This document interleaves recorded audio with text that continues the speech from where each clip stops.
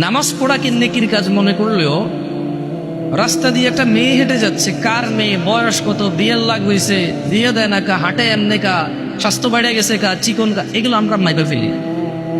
So এটাকে আমরা অন্যায় মনে করি না। আমরা ভাবির সাথে রাত্রি যাপন করা অপরাধ মনে করলো, ভাবির সাথে পাশাপাশি মোড়ায় বসে, চেয়ারে বসে, টেবিলে বসে, টুলে বসে, কিচেনে গিয়ে রান্না বান্নায় হাত বাটানো, গল্প করাকে অন্যায় মনে করি না। আমরা ভাবির সাথে রাত্রি যাপনকে অন্যায় মনে করলেও পরীক্ষায় পাশ করে এসে ভাবিকে আমজা করে ধরে ভাবি পাশ করছি বলাকে অন্যায় মনে করি না। বুঝাইতে পারিনি? আমরা এগুলো অন্যায় মনে করি না এখন আর। সব মানুষ চেঞ্জ হয়েছে। এখানে আবার ইবাদত মানুষ ভিন্নভাবে নিয়ে নিছে।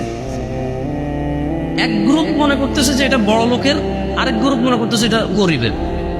ইবাদতকেও তারতম্য নিয়ে চলে আসছে। মানে যখন আপনি এর আসলে ডিফারেন্ট উদাহরণ দেওয়া যেতে পারে, তবে এটা একটু খারাপের দিকেও চলে যেতে পারে, আপনারা মাইন্ডও নিতে পারেন। এটাকে আমি লিভ করলাম। এমনিতে আমার এই দেশের কথাবার্তা বলার আন্দাজ ভালো না। আমি এখানকার বিহেভিয়র, এখানকার যে ন্যাচারাল বিহেভিয়র আছে, বাচ্চাদের যে আদব কায়দা আছে, মানে আমাদের এলাকাকৃত আর কি, আমি বলবো না যে আমি বেয়াদব, এটা বলবো না, তবে আঞ্চলিক আদব আমার ভিতরে কম। তো এই জন্য চেষ্টা করতেছি অনেক কিছু বলা থেকে নিরত থাকতে। তো মানুষ ইবাদত করে জান্নাতের জন্য, মানুষ অপরাধ থেকে দূরে থাকে জাহান্নাম থেকে বাঁচার জন্য। কিছু মানুষের মাথায় এটা ঢুকে গেছে, সারাদিন ইবাদত করলে হবে, পয়সা করেও কামাই করতে হবে। এটা কখন বলে সে জানেন? যখন তাকে বলে 5 ওয়াক্ত নামাজ পড়তে, তার কাছে তখন একটা যুক্তি আসে কি, সারাদিন আল্লাহ আল্লাহ করতে, আল্লাহ কিন্তু বলে নাই তুমি কাজকর্ম করতে হবে, হালাল রুজি করে, এটা ওটা ইবাদত। আমরা রিক্সা চালাই খাই, ভ্যান চালাই খাই, এটার চেয়ে বড় ইবাদত আর কি আছে? এইটাও সারাদিনের সাথে তুলনা করলো কখন, যখন ওকে সালাত আদায় করতে বললো, সালাত আদায় করলো, একটু ইসলামিক একটা প্রোগ্রাম হচ্ছে, 2-4টা দিন নিয়ে কথা হচ্ছে, হারাম হালাল নিয়ে কথা হচ্ছে, সেপারেশন হচ্ছে, তখন ওকে বললো এটা বলবে। হ্যাঁ, আপনি সারাদিন বেকার থাকেন, এই একটু সপ্তাহে 2টা হালাকা, 2টা ইসলামিক প্রোগ্রাম আপনি অ্যাটেন্ড করেন শেখার জন্য।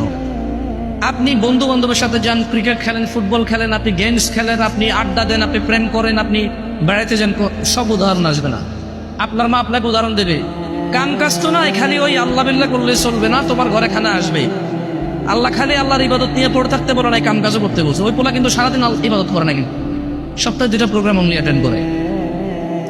ওর মায়ের কাছে মনে হচ্ছে, ওর বাপের কাছে মনে হচ্ছে ও সারাদিন আল্লাহ আল্লাহ করে, কোনো কাজ করে না, আর আল্লাহ আল্লাহ না করার কারণে সে কাজ করে না। এভাবে মানুষের মাথা এখন চেঞ্জ হচ্ছে।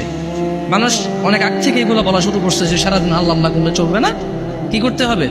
কাজকর্ম করতে হবে। আমি ওদেরকে বলতে চাই, কোনো মানুষ ফজরের নামাজ পড়ে যদি কাজকর্মে লেগে যায়, হালাল ওইটাই আল্লাহ আল্লাহ করা। সুবহানাল্লাহ বলা ইবাদত, আলহামদুলিল্লাহ বলা ইবাদত, আস্তাগফিরুল্লাহ বলা ইবাদত, 2 রাকাত নফল সালাত পড়া ইবাদত, 2 টাকা সাদকা করা ইবাদত। ওই ফজরের সালাত আদায় করে হালাল কর্মে গেলে ওইটাও ইবাদত। সো ইটস ইবাদত। আমার মূল টার্গেট হওয়া উচিত ইবাদত। কি আমার মূল টার্গেট হওয়া উচিত? কি? ইবাদত। কেন? ইবাদত করলে আমার নেকির পাল্লা ভারী হবে, আল্লাহর সাথে আমার সম্পর্ক গাঢ় হবে, আল্লাহর সাথে আমি ক্লোজ হব, অপরাধ প্রবণতা কমে আসবে আমার। সো আমার উচিত হচ্ছে টার্গেট নেওয়া, ইবাদত করা। এবং যখন যে অবস্থায় আছি সেই অবস্থায় যে অ্যাভেলেবেল ইবাদত আছে সেটাকে করা, যেটা আমার জন্য বেটার সেটা করা। যে এগুলো কথা বলছিলাম কেন, মানুষ আসলে তার ইবাদত দিয়েও যে জান্নাতে যাবে, আর তার অপরাধ এড়িয়ে চলা থেকেও যে মানুষ জাহান্নাম থেকে মুক্তি পাবে তা নয়। মানুষকে আল্লাহ ক্ষমা করলেই মানুষ জান্নাত পাবে, মানুষকে আল্লাহ দয়া করলেই মানুষ জান্নাত পাবে।